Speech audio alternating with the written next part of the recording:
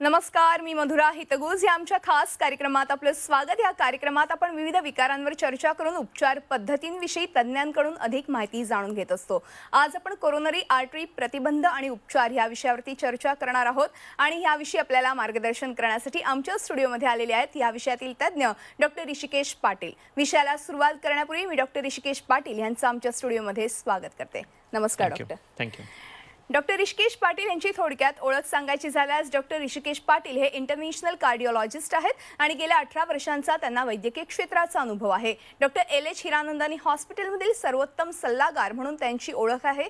तसंच डॉक्टर पाटील यांना coronary intervention, झडप्यांचे आजार, किचकट अँजिओप्लास्टी, प्रायमरी अँजिओप्लास्टीचा दांडगा अनुभव आहे। डॉक्टर पाटील यांना प्रतिष्ठित किंग एडवर्ड मेमोरियल हॉस्पिटलसह इंटरव्हेन्शनल कार्डिओलॉजीमध्ये प्रशिक्षणाचा अनुभव देखील मिळाला आहे आणि त्यांनी आपलं वैद्यकीय शिक्षण हे सेट GS मेडिकल कॉलेजमधून पूर्ण केल्यानंतर त्याच प्रतिष्ठित हॉस्पिटलमधून कार्डिओलॉजीचं शिक्षण घेतलं। डॉक्टर पाटील हे अमेरिकन कॉलेज ऑफ कार्डिओलॉजीचे सदस्य असून युरोपियन सोसायटी ऑफ कार्डिओलॉजीचे देखील सदस्य आहेत। तसंच सोसायटी ऑफ कार्डिओव्हॅस्क्युलर अँड इंटरनॅशनल अँजिओग्राफीमध्ये त्यांनी फेलोशिप केली आहे। या व्यतिरिक्त बऱ्याच नॅशनल आणि इंटरनॅशनल जर्नलमध्ये शोध निबंध देखील त्यांचे प्रकाशित झालेले आहेत। चला तर आज आपण डॉक्टर पाटील यांच्याकडून कोरोनरी आर्टरी विषयी विस्तृत चर्चा करूया लगेचच। डॉक्टर पुन्हा एकदा स्वागत आहे। सगळ्यात पहिला प्रश्न मला तुम्हाला हाच विचारायचा आहे, कारण की हृदयविकाराचे जेव्हा आजार जडतात तेव्हा खूप काही गोष्टी असतात आणि हृदयविकाराचे आजार जडायच्या आधी कुठेतरी धाप लागणं, थकवा जाणवणं हे देखील लक्षणं सर्वसामान्यांमध्ये पाहायला मिळतात। पण मग कोरोनरी आर्टरी म्हणजे नेमकं काय आहे? हा कोरोनरी आर्टरी डिसीज नेमका काय? बरोबर। जेव्हा आपण हृदयविकार म्हणतो तर हृदयविकार हे हृदयाच्या झडप्यांचे आजार, त्यांच्या भिंतींचे आजार, लहान मुलांमध्ये होणाऱ्या छिद्रांचे आजार, हृदयाच्या इलेक्ट्रिक सिस्टीममधले सिस्टीम आणि या व्यतिरिक्त हृदयाला रक्तपुरवठा करणाऱ्या रक्तवाहिनीचे आजार हे सगळं मिक्स असतं। जेव्हा आपण कोरोनरी आर्टरी डिसीज म्हणतो तर हृदयाचं मेन फंक्शन असतं पूर्ण शरीराला रक्तपुरवठा करणं आणि ऑक्सिजनचा सप्लाय करणं। तसंच हृदयाला जे रक्तपुरवठा करणाऱ्या ज्या नसा आहेत की ज्यांना आपण कोरोनरी आर्टरी म्हणतो, त्या कोरोनरी आर्टरी डिसीजमध्ये त्यांच्यामध्ये काही अडथळे तयार होणं किंवा त्यांच्यामध्ये काही ब्लॉकेज होणं किंवा ते जे संकुचन पावतात त्यामुळे होणाऱ्या आजाराला आपण हृदयाच्या रक्तवाहिन्यांचे किंवा कोरोनरी आर्टरी डिसीज म्हणतो। इथं बघाल तर हे वेसल जी आहे ही नॉर्मल वेसल आहे आणि त्याच्यामध्ये जे अडथळे तयार होतात त्याच्यामुळे होणारा रक्तपुरवठा कमी होऊन त्यामुळे होणारे जे दुष्परिणाम असतात, जसं ज्या एरियामध्ये रक्तपुरवठा कमी होतोय तो मसल वीक होणं, त्याच्या वायरिंग सिस्टमला डॅमेज होऊन हृदयाच्या गतीचं अनियंत्रित होणं, सडन डेथ होणं ही त्याच्यामुळे होणारी दुष्परिणाम असतात। दुर्दैवानं म्हणायचं म्हटलं तर भारतामध्ये हे हृदयविकाराचं स्पेशली कोरोनरी आर्टरीचं डिसीजचं प्रमाण हे बऱ्यापैकी जास्त आहे। जर आपण आकडेवारीनुसार जर म्हटलं तर ऑलमोस्ट काही ठिकाणी 9 ते 10% कॉमन लोकांमध्ये हे आजार दिसले जातात आणि तसं म्हटलं तर ऑलमोस्ट 20 ते 30% जे मृत्यूदर आहे ते फक्त हृदयविकारामुळे काही ठिकाणी दिसलं जात आहे। पण या पुढची आणि महत्त्वाची गोष्ट म्हणजे यातले बरेचसे आजार हे आपण प्रिव्हेंट करू शकतो। बरोबर बरोबर। अर्थात तुम्ही आता म्हणालात की हे आजार आपण प्रिव्हेंट करू शकतो, मात्र या कोरोनरी आर्टरी डिसीज होण्याची नेमकी काय कारणं असतात त्याबद्दल काय सांगाल आणि लक्षणं साधारणपणे कोणती आढळतात? कारण की सर्वसामान्यांमध्ये जेव्हा हृदयविकार सुरू होतो तेव्हा धाप लागणं, थकवा जाणवणं, कुठेतरी छातीत दुखणं असे अनेक विविध लक्षणं दिसायला लागतात। मग ह्यामध्ये नेमकं काय दिसतं? बरोबर। तर पहिले म्हणायचं त्याची कारणं काय आहेत? जसं म्हटलं की आपण हे मॅक्सिमम आजार प्रिव्हेंट करू शकतो तर पहिले आपल्याला कारणं माहिती असणं गरजेचं असतात। तर काही कारणं असतात की जे आपल्या कंट्रोलमध्ये असतात आणि काही कारणं आहेत जे आपल्या कंट्रोलमध्ये नाहीत। जे आपल्या कंट्रोलमध्ये नाहीत म्हणजे आपलं जे वाढतं वय आहे, जसं वय वाढणार तसं हे चान्सेस जास्त असणार। पुरुषांमध्ये हे प्रमाण थोडं स्त्रियांमध्ये जास्त असतं। या व्यतिरिक्त काही फॅमिली हिस्ट्री असते ज्यांच्या अनुवंशिक गुणांमध्ये कमी वयामध्ये त्यांच्या फॅमिलीमध्ये हे आजार रन होतात की या गोष्टी आहेत की ज्याच्यात आपलं नियंत्रण नाही।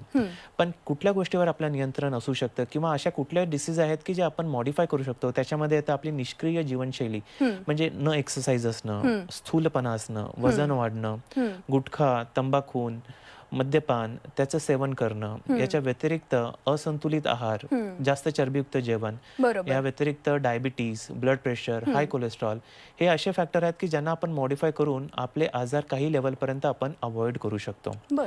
तुम्ही म्हटलं त्याचं लक्षणं काय आहेत? तर कॉमन लोकांना माहिती आहे की हृदयाचा आजार किंवा रक्तवाहिनीचा आजार जेव्हा होतं तेव्हा छातीत दुखतं। बऱ्याचदा लोक हा सिम्पटम बऱ्याचदा फर्स्ट टाइम लोकांना दिसतो, म्हणजे बऱ्याचदा 50% लोकांना त्यांचे काही वॉर्निंग साईन्स नसतात पण, त्यामुळे त्यांना हे छातीचं दुखणं स्पेशली ते म्हणतात ऍसिडिटीचं दुखणं आहे, किंवा त्यांना वाटतं की हे दुखणं फक्त हृदयाच्या लेफ्ट साईड, हृदय डाव्या साईडला आहे तर डाव्या साईडचं दुखणं फक्त हृदयाचं असेल, तर असं नाही. बरं. जेव्हा हा रक्तपुरवठा कमी होतो तर स्नायूंचं जे मसल पेन आहे किंवा जे दुखणं आहे ते आपल्या जबड्यापासून ते आपल्या अंबलिकस पर्यंत कुठेही होऊ शकतं. बरं. बऱ्याचदा छातीत जळजळणं, पाठीत भरून येणं, छातीच्या अप्पर पार्ट मध्ये भरून येणं, जॉ मध्ये पेन होणं, लाईफ मध्ये फर्स्ट टाइम असं पेन होणं, चालता फिरताना छातीत भरून येणं, घाम फुटणं, छातीवर प्रेशर सारखं वाटणं, हे सिम्पटम जास्त कॉमन आहेत. बरोबर. त्यामुळे फक्त डाव्या साईडलाच हृदय आणि डाव्या साईडचंच दुखणं हृदयाचं आहे असं नसतं. बरोबर. याच्या व्यतिरिक्त डायबिटीस पेशंटमध्ये जेव्हा पेन परसेप्शन फायबर, तुम्ही बघाल डायबिटिक पेशंटला पायांना जखमा असतात पण सेन्सेशन नसतात, कारण त्यांचे जे पेन परसेप्शन फायबर असतात ते वीक झालेले असतात. तसं त्यांना हृदयाचं जे दुखणं असतं ते त्यांना परसिव्ह न होता त्याच्यामुळे दम लागणं, अचानक दम लागल्यासारखं होणं, घाम फुटणं किंवा कधी कधी बेशुद्ध होणं, हे सुद्धा मेन हृदय विकाराची लक्षणं असू शकतात. बरोबर. आता तुम्ही फार महत्त्वाचे मुद्दे सांगितले की बऱ्याचदा असं होतं की आपल्या डाव्या बाजूला हृदय आहे तर तिकडे काही दुखत असेल तरच आपल्याला हृदयाचा त्रास आहे असं समजू नका. तर ओव्हरऑल आपल्याला खरं तर आपल्या तब्येतीकडे लक्ष देण्याची गरज आहे. आजचं जे आपलं जीवनशैली आहे त्याचा कुठेतरी विपरीत परिणाम इथे आपल्याला पाहायला मिळतो. तर मग ह्यामध्ये बऱ्याचदा असं होतं की कोलेस्ट्रॉल वाढल्यामुळे ह्या आर्टरीजला धोका निर्माण होतोय का? कारण की फॅट डिपॉझिट होत असतं त्या ठिकाणी, तर त्याबद्दल काय सांगाल? डेफिनेटली कोलेस्ट्रॉल हे one of the risk factor आहे. जेव्हा आपण हे फॅट डिपॉझिटचं अनालिसिस करतो तर मॅक्सिमम हे जे असतात हे कोलेस्ट्रॉल रिच फॅटी प्लाक्स असतात. So cholesterol is one of the factor. पण बऱ्याचदा काय असतं, लोकांचं कोलेस्ट्रॉल जास्त असतं आणि ते म्हणतात की आम्ही आमचं डाएटमध्ये कंट्रोल करू, आम्ही एक्सरसाइज करू आणि ते कंट्रोलमध्ये ठेवू. पण एक मी सांगू शकतो की 1/3 आपल्या बॉडीचं जे कोलेस्ट्रॉल आहे ते आपल्या डाएटरी चेंजेस नसतात आणि 2/3 इज बाय बॉडी जेनेटिक्स. बरोबर. त्यामुळे आपण कितीही डाएट मॉडिफाय केलं तर बियॉन्ड 1 पॉईंट आपलं cholesterol may not get under control. त्यामुळे बऱ्याचदा पेशंट जेव्हा आमच्या ओपीडी मध्ये येतात आम्ही सांगतो की तुमचं कोलेस्ट्रॉल जास्त आहे आणि त्यांना जेव्हा मी मेडिसिन किंवा कोणी मेडिसिन प्रिस्क्राईब करतो तर पहिले लोकांचं तेच असतं की आपण पहिले लाईफस्टाईल करू की विच इज करेक्ट. पण बऱ्याचदा त्या गोष्टी सफिशियंट नसतात. ओव्हर अँड अबाव मेडिकेशनची गरज काही पेशंटमध्ये पडते. So cholesterol is one risk factor. त्याच्या व्यतिरिक्त जसं म्हटलं मानसिक ताणतणाव आपण ह्या जमान्यात म्हणजे याच्यात बघतोय की लोकांमध्ये कमी वयामध्ये हे प्रॉब्लेम्स खूप कॉमन येतात, कारण ते मानसिक तणाव खूप बऱ्यापैकी वाढलेला आहे. या व्यतिरिक्त त्यामुळे आपले असंतुलित आहार, मोर फॅटी फूड, फास्ट फूडची हॅबिट्स, की त्यामुळे हे प्रमाण मी म्हणेन नक्कीच वाढलेलं आहे. बरोबर. अर्थातच हे सगळं आहेच, पण ह्यावरती आपण व्यायामाने खरं तर कंट्रोल करू शकतो. मात्र ह्याचं निदान नेमकं कसं करायचं? कारण की सर्वसामान्यांना हा मोठा प्रश्न पडलेला असतो, माझ्या छातीत दुखते किंवा छातीत जळजळते, तर सर्वसामान्यांना असं वाटतं की ऍसिडिटीचा त्रास असू शकतो, पण बऱ्याचदा ऍसिडिटीचा त्रास नसूही शकतो. तर काय नेमकं करायचं? बरोबर. जेव्हा पेशंट आमच्या ओपीडी मध्ये येतात तेव्हा आम्ही पहिले त्यांची बेसिक हिस्ट्री बघतो की त्यांची हिस्ट्री कशी आहे. दुखणं हे चालताना आहे का बसल्या बसला आहे, लोकलाइज्ड आहे का जनरलाइज्ड आहे, शॉर्ट लास्टिंग आहे का थोडं लॉंग टर्म आहे. त्यामुळे पहिले आपण पेशंटची हिस्ट्री बघतो. त्यानंतर पेशंटचे रिस्क फॅक्टर्स काय आहेत, जसं smoking, family history, diabetes, blood pressure, त्यानुसार देन आपण पुढच्या गोष्टी करतो. तर ECG is a most commonly आपण यूज केलेलं टूल असतं की ईसीजी मध्ये हृदयाची जी इलेक्ट्रिक सिस्टीम आहे त्याचा आलेख जो आहे तो ईसीजी असतो. ईसीजी वरती बऱ्याचदा आपल्याला हृदयाला कुठला जुना धक्का लागून गेला आहे का, हृदयाची एनलार्जमेंट काही आहे का, किंवा त्यांच्या वायरिंग मध्ये काही प्रॉब्लेम आहे का, तर ह्या गोष्टी कळतं. पण मला हेही सांगू इच्छितो की ईसीजी, नॉर्मल ईसीजी हे नॉर्मल हृदय नाही डिक्लेअर करत. बऱ्याचदा ईसीजी मध्ये काही प्रॉब्लेम आला तर आपण रूल इन करतो, पण जर ईसीजी नॉर्मल असला म्हणजे सगळं नॉर्मल असं नसतं. त्यामुळे अशा केसमध्ये आपण पुढचे काही टेस्ट करतो की त्याच्यामध्ये आपण हृदयाची सोनोग्राफी करतो की ज्याला आपण 2D एको म्हणतो, की त्याच्यात याच्या व्यतिरिक्त आपण हृदयाचं फंक्शन, हृदयाच्या झडपा, हृदयाचं थिकनेस किंवा बाकी काही स्ट्रक्चरल काही प्रॉब्लेम आहेत का ते आपण 2D एको मध्ये बघतो. पण इव्हन याच्यात सुद्धा जरी क्रिटिकल ब्लॉक असले तरी आपलं 2D एको नॉर्मल असू शकतो. कॉमन लोकांनी रेग्युलर फक्त ईसीजी एको करतात, नॉर्मल आहे म्हणून सगळं नॉर्मल आहे, तर मी म्हणेन हे चुकीचं आहे. इनफॅक्ट अशा केसमध्ये आपण पुढे जाऊन स्ट्रेस टेस्ट करतो. स्ट्रेस टेस्ट त्याच प्रिन्सिपलवर असतं की जर हृदयाला रक्तपुरवठा करणाऱ्या नसमध्ये कुठं ब्लॉकेजेस असतील आणि अशा केसमध्ये जेव्हा ते चालतात, धावतात, जेव्हा हृदयाचे ठोके वाढतात त्यानुसार त्यांची ऑक्सिजन रिक्वायरमेंट वाढते. तर त्या रिक्वायरमेंट नुसार जर रक्तपुरवठा नाही झाला तर मग छातीत भरणं, दुखणं, दम लागणं किंवा ते ईसीजी मध्ये बघतात की जे आपल्याला स्ट्रेस टेस्ट मध्ये करतात. त्यामुळे स्ट्रेस टेस्ट हे अनदर इम्पॉर्टंट टूल असतं. याच्या व्यतिरिक्त जर कोणी अॅक्यूट इमर्जन्सी सिच्युएशन मध्ये आलेत, जेव्हा चेस्ट पेन घेऊन आलेत, तर अशा केसमध्ये आपण स्ट्रेस टेस्ट नाही करत. बरं. अशा केसमध्ये आपण काही ब्लड टेस्ट असतात की जे आपण हार्ट इंजुरी मार्कर ज्याला म्हणतो, ज्याला कार्डियक ट्रोपोनिन टेस्ट किंवा CPK लेवल म्हणतो, की ते टेस्ट आपल्याला एक लेवलवर हेल्प करू शकतात. पण अगेन या प्रत्येक टेस्टचे लिमिटेशन्स असतात. ही कुठलीही टेस्ट 100% आपल्याला प्रूव्ह करत नाही. जेव्हा आपल्याला इंडेक्स ऑफ सस्पिशन खूप स्ट्रॉंग वाटतोय किंवा ह्या कुठल्याही याच्यामध्ये आपल्याला असं वाटतंय की नाही याच्यात हृदयाच्या नसांमध्ये ब्लॉकेजचे चान्सेस वाटतात, तर अँजिओग्राफीच एक टेस्ट आहे की जे आपल्याला कन्फर्म सांगू शकतं की ब्लॉकेजेस आहेत की नाही, बरोबर. कुठं आहेत आणि किती क्रिटिकल आहेत. बरोबर. आता तुम्ही ब्लॉकेजेसचा उल्लेख केला, तर मला ह्याच अनुषंगाने तुम्हाला प्रश्न विचारायचा आहे. कोरोना आर्टरी डिसीज होतो म्हणजे काही ब्लॉकेजेस निर्माण होत आहेत का ह्यामध्ये, आणि ते नेमके ब्लॉकेजेस कसे निर्माण होऊ शकतात? ब्लॉकेजेस जे आहेत जेव्हा स्टडी केला आहे तेव्हा हे ब्लॉकेजेस वयाच्या अगदी 20 मध्ये हे सुरू होतात. बरं. जे सुरुवातीचे जे असतात हे प्लाक्स मायनर प्लाक्स असतात. बरं. ग्रॅज्युअली हे प्लाक्स ग्रॅज्युअली वाढत जातात आणि काही स्पेसिफिक इन्सिडन्सेस असतात, आयदर स्ट्रेसफुल इन्सिडन्स किंवा तुम्ही बघाल की मॅरेथॉन रनर्स मध्ये लोकांना हार्ट अटॅक आलेत, तर कुठल्याही एक्स्ट्रीम सिच्युएशन मध्ये हे प्लाक सडन रप्चर होतात आणि त्या रप्चर प्लाक वरती क्लॉट फॉर्म होऊन तर रक्तपुरवठा सडन बंद करतो आणि दिस आर द टाइम की तेव्हा त्यांना मेजर अटॅक येतो. बरोबर. अर्थातच आता तुम्ही खरं तर का कोरोनरी आर्टरी डिसीज बद्दल बोलतोय, मात्र ह्याच्याबद्दल बोलताना जेव्हा निदान झाल्यानंतर नेमके उपचार काय करायचे ह्याबद्दल काय सांगाल? कारण की बऱ्याचदा हार्ट अटॅक आल्यावरती आपण अँजिओग्राफी अँजिओप्लास्टी करू शकतो, मग ह्याच्यामध्ये नेमके काय उपचार करायचे? बरोबर. उपचार जर आपल्याला जेव्हा कल्पना आहे की नसांमध्ये ब्लॉकेजेस आहेत, तर पहिले आपण बघतो की हे ब्लॉकेज खरंच कुठं आहेत, मेन वेसलला आहेत का त्याच्या ब्रँचमध्ये आहेत, क्रिटिकल आहेत का नॉन क्रिटिकल आहेत. मेडिसिन हे नेहमीच मेनस्टे राहते. त्याच्यामध्ये आपण काही रक्त पातळ करायची औषधं देतो, काही कोलेस्ट्रॉल कंट्रोल करणारी औषधं देतो, हृदयाची गती कमी ठेवण्यासाठी काही औषधं असतात. तर मेडिसिन हे ऑलवेज मेनस्टे असतात. पण बऱ्याचदा जेव्हा ब्लॉक्स खूप क्रिटिकल असतात आणि मुख्य वाहिनींमध्ये असतात, तर अशा केसमध्ये फक्त मेडिसिनवरती ठेवणं, जेव्हा आपण लॉंग टर्म फॉलो करतो अशा पेशंटला, त्यांच्यामध्ये कोरोनरी इव्हेंट रेट जास्त असतात in terms of sudden heart attack येणं किंवा जीवावर धोका असणं. त्यामुळे क्रिटिकल ब्लॉक्समध्ये ओव्हर अँड अबाव आपण मेडिसिन्स आपण त्यांना आयदर अँजिओप्लास्टी नाहीतर बायपास सांगतो. सो अँजिओप्लास्टी जर म्हटलं तर एक्झॅक्टली जेव्हा आपल्याला हे ब्लॉकेजेस जेव्हा दिसतात तेव्हा आपण पहिले स्टेंट जेव्हा टाकतो, अँजिओप्लास्टी म्हणजे एक स्टेंट असतो. स्टेंट म्हणजे ते ब्लॉकेज ओपन म्हणजे अँजिओप्लास्टी. सो ते आपण बऱ्याच वेगवेगळ्या पद्धतीने करू शकतो. कधी बलून अँजिओप्लास्टी असतो, कधी balloon angioplasty with stent placement असतं. आजकाल मोस्ट ऑफ द टाइम जेव्हा आपण ब्लॉकेज ओपन करतो की त्या सेटिंगमध्ये आपण स्टेंट टाकतो. तर स्टेंट कसे असतात, सो यू कॅन सी ह्याच्यामध्ये कसं असतं की देअर अ बलून, त्या बलूनवरती तो स्टेंट क्रिम्पल केलेला असतो. जेव्हा हे ब्लॉकेज असतात त्या ब्लॉकेजला पहिले ओपन करून त्याच्या क्रॉस आपण तो स्टेंट घेऊन जातो आणि स्टेंटला आपण फुलवून तुम्ही बघाल की हे रक्तपुरवठा परत सुरळीत केला जातो, की that is what is angioplasty. काही स्पेसिफिक सर्कमस्टन्सेस असतात की जेव्हा ब्लॉकेजेस एक्सटेन्सिव्ह आहेत, क्रिटिकल आहेत आणि बऱ्यापैकी कॅल्शियम आहे, बायफर्केशन डिसीज आहेत, तर अशा केसमध्ये आपण बायपासही ऑप्शन सुचवतो की त्या केसमध्ये आपण रक्तपुरवठा दुसऱ्या साईडनं डायव्हर्ट करून जिथं ब्लॉक आहे त्याच्या डिस्टली जाऊन आपण तो रक्तपुरवठा डायव्हर्ट करतो. इन शॉर्ट त्याला बायपास करतो की ज्याला आपण बायपास सर्जरी म्हणतो. काही ठराविक पेशंटमध्ये इनफॅक्ट बायपास आपण सजेस्ट करतो. बरं. म्हणजे कोरोनरी आर्टरी डिसीज मध्ये आपल्याला कधी कधी बायपासही करावे लागते. बरोबर. पण मग ही किचकट शस्त्रक्रिया असते? प्रत्येक प्रोसिजरमध्ये त्याची रिस्क असते. कुठलीही प्रोसिजर बिना रिस्कची नसते. बाय अँड लार्ज बायपासची जी रिस्क आहे ती 0.1 to 1% अशी समजली जाते. ही रिस्क पेशंटच्या बाकी कंडिशनवरती पण डिपेंड असते. जसं हार्ट फंक्शन किती आहे, पेशंटचं किडनी प्रॉब्लेम कसा आहे, पेशंटला असोसिएटेड काही लंग प्रॉब्लेम आहेत का. कम्पॅरेटिव्हली अँजिओप्लास्टीमध्ये ही रिस्क अगदी 0.1% किंवा त्यापेक्षाही कमी असते. बरोबर. आता तुम्ही अँजिओप्लास्टीचा उल्लेख केला, तर ह्या अँजिओप्लास्टी नंतर अशा पेशंटने नेमकी काय काळजी घेतली पाहिजे? मग बऱ्याचदा लोकांना अँजिओप्लास्टी झालं म्हणजे झालं असं नाहीये.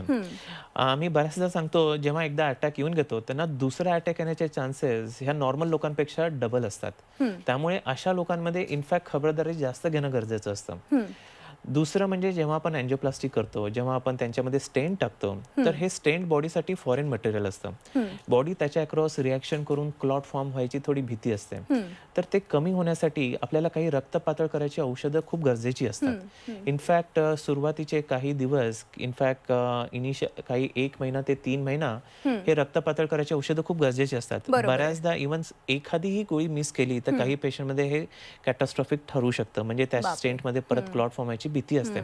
त्यामुळे अँजिओप्लास्टी नंतर इनफॅक्ट आपल्याला पथ्यपाणी स्पेशली औषधांच्या बाबतीत फार व्यवस्थित पाळणं गरजेचं आहे. बरोबर. आणि मी जसं म्हटलं की यांना परत दुसऱ्यांदा ब्लॉक येण्याचे चान्सेस नॉर्मल लोकांपेक्षा ट्वाईस जास्त असतात. आहे. नॉट बरोबर. ओन्ली का अँजिओप्लास्टी केली म्हणून, पण ज्यांना ऑलरेडी आजार आहे त्यांच्यामध्ये हे आजार परत परत येण्याची भीती असते. त्यामुळे त्यांचं लाईफस्टाईल चेंज होणं खूप गरजेचं असतं. ज्याला बरोबर. आपण सक्रिय जीवनशैली, जेवणामधलं प्रमाण, बीपी आणि डायबिटीजला कंट्रोल ठेवणं, कोलेस्ट्रॉलला कंट्रोल ठेवणं हे इतकंही महत्वाचं ठरतं. बरोबर. म्हणजे अँजिओप्लास्टी नंतर त्या खरं तर पेशंटने जास्त काळजी घेणं आवश्यक आहे आणि इतरांनीही देखील हृदयविकार जडू नये किंवा या कोरोनरी आर्टरी सारखे आजार जडू नये याच्यासाठी देखील काळजी घेणं गरजेचं आहे आणि त्यासाठी जीवनशैलीमध्ये बदल करणं फार महत्त्वाचं आहे. आपण प्रतिबंध नेमका कसा करायचा याबद्दलही चर्चा करूयात, पण एका छोट्याशा ब्रेक नंतर. तेव्हा हितगुजमध्ये वेळ झाली एका छोट्याशा ब्रेकची. कुठेही जाऊ नका, पाहत राहा आमचा खास कार्यक्रम हितगुज. ब्रेक नंतर हितगुजमध्ये आपलं पुन्हा एकदा स्वागत. आणि आज आपण कोरोनरी आर्टरी आणि त्याबद्दल प्रतिबंध कसे, उपचार कसे करायचे याबद्दल सगळ्याबद्दल चर्चा करतोय आणि माझ्यासोबत आहे डॉक्टर ऋषिकेश पाटील. आपण पुन्हा एकदा चर्चेकडे वळणार आहोत. डॉक्टर, ब्रेकवर जाण्यापूर्वी आपण कोरोनरी आर्टरीबद्दल जाणून घेतलं, मात्र ह्यावरती नेमके प्रतिबंध कसं करायचा याबद्दल काय सांगाल? बरोबर. तर सर्वात पहिले आपली जीवनशैली ही सक्रिय असणं गरजेचं आहे. सक्रिय म्हणजे बऱ्याचदा मी पेशंटला सांगतो की एक्सरसाइज हे खूप गरजेचं आहे. एक्सरसाइज म्हणजे याच्यासाठी असं नाही की पेशंटनी जिम जॉईन करायला पाहिजे. तर सिम्पल वॉक किंवा रनिंग हे सर्वात बेस्ट एक्सरसाइज आहे. आपण म्हणतो मॉडरेट इंटेन्सिटी एक्सरसाइज आठवड्यातून 5 ते 6 दिवस ॲटलिस्ट 45 मिनिट हे आपल्याला ठेवणं गरजेचं आहे. तर मॉडरेट इंटेन्सिटी म्हणजे कसं, जर आपण वॉक किंवा रन करत असू तर रफली 6 किलोमीटर म्हणजे ताशी 6 किलोमीटर त्या स्पीडनं आपलं चालणं असणं पाहिजे किंवा रनिंग असलं पाहिजे. So 45 minute 5 to 6 days a week हे आपण ॲटलिस्ट तेवढं पेशंटला एक्सप्लेन करतो. कुठल्याही गोष्टीचा एक्स्ट्रीम चांगला नाही. बऱ्याचदा पेशंट्स न्यू इयरचं रिझॉल्युशन करतात की या वर्षी आपण हेल्थ ठेवूया आणि पहिल्याच दिवशी ते स्वतःच्या बॉडीवरती ओव्हर एक्झर्शन करायला जातात की तेव्हा ते प्रॉब्लेम मध्ये जातात. त्यामुळे सर्वात मोस्ट गो ग्रॅज्युअल. बऱ्याचदा कुठलेही हाय इंटेन्सिटी एक्सरसाइज जाण्या पहिले डॉक्टरांचा सल्ला घेणं गरजेचं असतं. स्पेशली ज्यांच्यामध्ये रिस्क फॅक्टर आहेत, ज्यांच्यामध्ये फॅमिली हिस्ट्री आहे, ज्यांच्यामध्ये डायबिटीज आहे, ब्लड प्रेशर आहे, स्मोकिंग करतात, तर अशा लोकांमध्ये तर हे खूप गरजेचं असतं. त्यामुळे फर्स्ट सक्रिय जीवनशैली, daily walk, exercise at least 45 minute आठवड्यातून 5 ते 6 दिवस, दॅट इज गुड इनफ. याच्या व्यतिरिक्त आपला आहार जे आहे ते कमी चरबीयुक्त किंवा संतुलित राहणं गरजेचं आहे. ऑइली स्टफ, फ्राईड आयटम, हाय शुगर, आता आपण साखर एक दुसरं विष असं समजलं जातं. सो हाय शुगर, ब्रेड, मैदा, पाव, कोल्ड ड्रिंक्स, फास्ट फूड ह्या गोष्टी आपण जितक्या कमी तितक्या चांगल्या असं सांगतो. याच्या व्यतिरिक्त प्रतिबंधात म्हटलं तर आपलं रेग्युलर नियमित आपली चाचणी होणं गरजेचं असतं. आपलं ब्लड प्रेशर काय आहे, आपले शुगर व्हॅल्यू काय आहेत, आपले कोलेस्ट्रॉल व्हॅल्यू काय आहेत हे माहिती असणं गरजेचं असतं. आणि जर असलंच तर त्यांना कंट्रोल ठेवणं हे खूप गरजेचं आहे. बऱ्याचदा हे आजार जे असतात हे सायलंट आजार म्हणतात किंवा आपण त्यांना सायलंट किलर म्हणतो.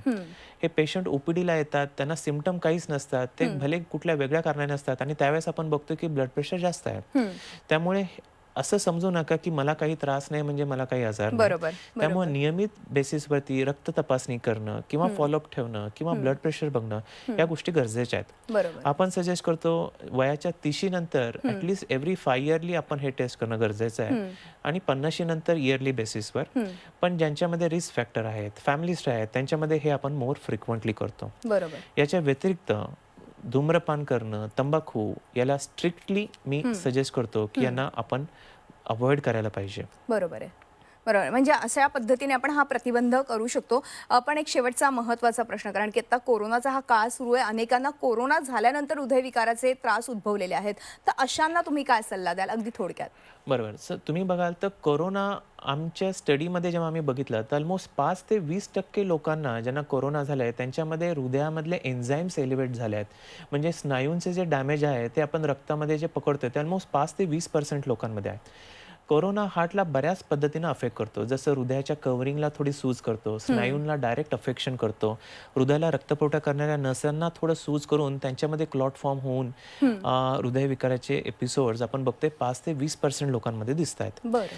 त्यामुळे खबरदारी जर म्हटली तर मी एवढंच सांगेन की ज्यांना हृदय आजार आहेत त्यांना कोरोना खूप फ्रिक्वेंट होतोय असं नाही, पण त्यांच्यामध्ये जर कोरोना झाला तर सिव्हिरिटी ऑफ कोरोनाचे चान्सेस जास्त आहेत. बरोबर. पण त्यामुळे काही घाबरून जायचं कारण नाही, पण आपण इक्वली कॉन्शियस राहणं गरजेचं आहे. सोशल डिस्टन्सिंग फॉलो करणे, मेडिसिनच्या बाबतीत फॉलो करणे. बऱ्याचदा कोरोनामध्ये प्रॉब्लेम्स होत आहेत की मेडिसिन्स ते रेग्युलर बेसिसवर घेत नाहीयेत, त्यांचे hospital visits, doctor visits regular होत नाहीयेत बरोबर. की फिअरिंग की हॉस्पिटलमध्ये गेल्यावर त्यांना कोरोना होईल.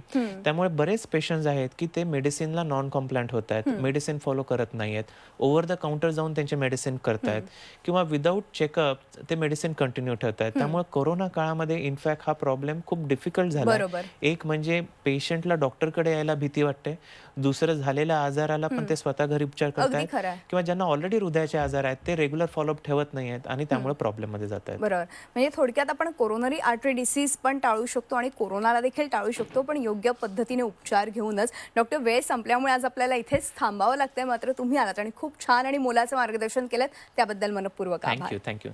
सर्वांचं मनपूर्वक आभार मानतो. थँक्यू. आणि यानंतर हितगुज हे आमच्या खास कार्यक्रमात आज आपण इथेच थांबतो. तुम्ही पाहत राहा आमचा खास कार्यक्रम हितगुज.